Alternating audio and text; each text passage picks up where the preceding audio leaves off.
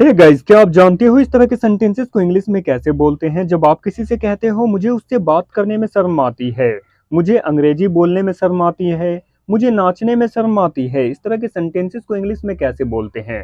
अक्सर आपने daily life में इस तरह के सेंटेंसेस को सुना होगा, लेकिन क्या आप इस तरह के सेंटेंसेस को इंग्लिश में बोल पाते हो? नहीं बोल पाते तो इस वीडियो को एंड तक देखिएगा। आज की इस वीडियो को देखने के बाद आप इस तरह के सेंटेंसेस को आसानी से बोल पाओगे। बहुत ही आसान से तरीके से मैं आपको बताऊंगा इस तरह के सेंटेंसेस को बनाना। तो आइए इस वीडियो को स्टार्ट करते हैं एंड सीखते हैं। गाइस, सबसे पहले मैं आपको बता दूं, इस तरह के सेंटेंसेस को बनाना रियली में बहुत ही आसान है। बस आपने एक छोटी सी बात याद रखनी है।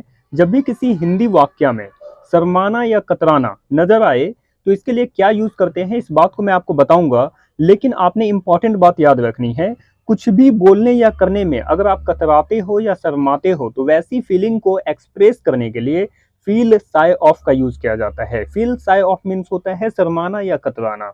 कुछ भी बोलने या करने में अगर आप शर्माते या कतराते हो तो वहां आप फील साई ऑफ का यूज कर सकते हो।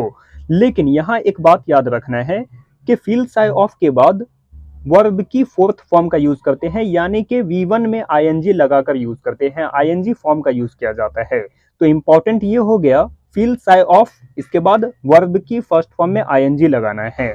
लेकिन समझना ये है कौन से सब्जेक्ट के साथ क्या यूज करते हैं, ये बहुत ही ज्यादा इंपॉर्टेंट है। इस रूल को आपने याद रखना है।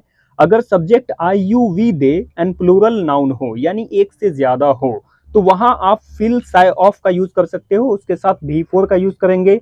लेकिन इंपॉर्टेंट है बहुत ही ज्यादा, इस बात को आपने याद रखना है। अगर सब्जेक्ट ही सी इट और सिंगुलर नाउन हो तो वहां आप फील साई नहीं, फील्स साई का यूज करोगे। फील्स साई ऑफ, यहाँ एस लग जाएगा।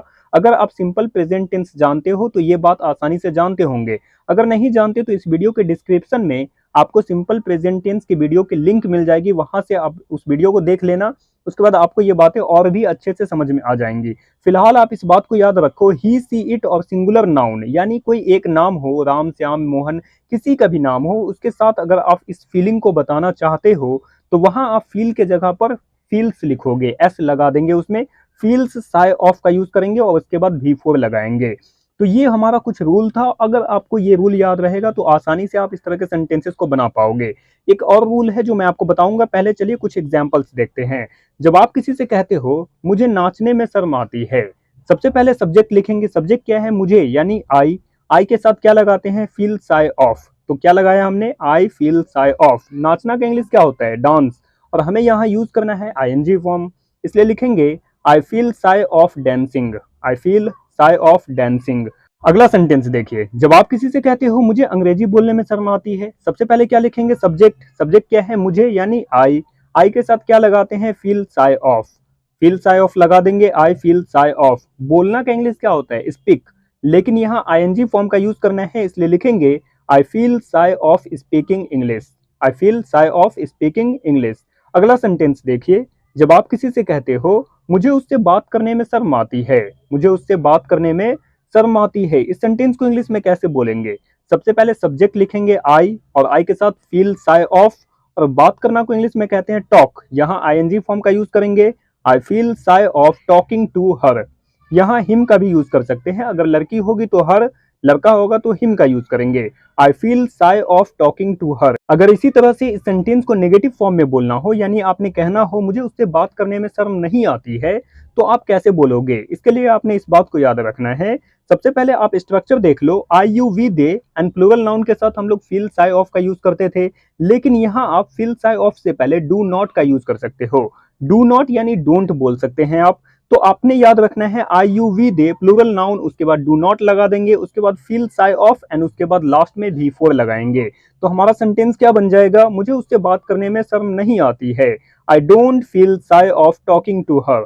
आई don't feel Sai of talking to her. आइए अगला सेंटेंस देखते हैं, जब आप किसी से कहते हो उसे हिंदी बोलने में शर्म नहीं आती है, इंग्लिश में क्या होगा? सबसे पहले सब्जेक्ट देखें, सब्जेक्ट क्या है? उसे, यानी इंग्लिश क्या होगा? ही, और ही के साथ क्या लगाते हैं? फील्स। अब यहां आपने इस बात को याद रखना है, ही सी इट और सिंगुलर नाउन हो तो वहां आप डजंट का यूज करोगे, यानी डज प्लस नॉट का यूज करेंगे। एंड उसके बाद फील में जो हमने एस लगाया था, यहां से एस को हटा देंगे। तो हमारा स्ट्रक्चर हो जाएगा ही सी इट और सिंगुलर नाउन के बाद डज प्लस नॉट, इसके बाद आएगा feel sigh of and last में भी फोर लगाएंगे।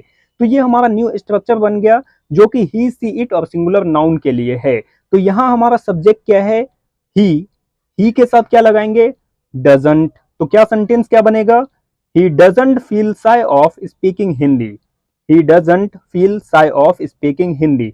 तो आपने इस बात को याद रखना है, आईयूवीडी के साथ डोंट लगाकर फील साई ऑफ का यूज करेंगे, ही सी इट और सिंगुलर नाउन के साथ डजंट लगाकर फील साई ऑफ का यूज करेंगे, उसके बाद लास्ट में भी फोर लगा देंगे दोनों में। आइए कुछ और एग्जाम्पल देखते हैं। जब आप किसी से कहते हो मुझे नाचने में शर्म नहीं आती है, तो इंग्लिश क्या होगा, आई don't feel sigh of dancing, I don't feel sigh of dancing.